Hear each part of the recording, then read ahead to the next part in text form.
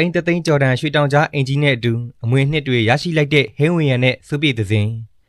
အနုပညာလောကမှာဆံပြဇနီးမောင်နှံအဖြစ်ပရိသတ်တွေချစ်ခင်ကြတဲ့ဟင်းဝင်ရံနဲ့စုပြည့်သစဉ်တို့ကတော့အခုဆိုရင်အဆအအရာရာပြည့်စုံလုံးတဲ့ဘဝပိုင်ရှင်တွေဖြစ်သွားကြပါပြီခင်ဗျာ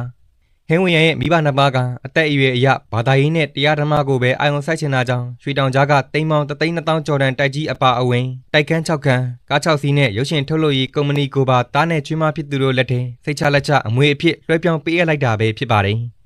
မိဘတွေရဲ့စီစဉ်ကိုစက္ကန့်ယုံရတဲ့မကယုံကြည်မှုကိုပါရရှိထားတဲ့သူတို့နှစ်ဦးရဲ့အခြေအနေကတကယ်ကိုဂုဏ်ယူစရာပါပဲ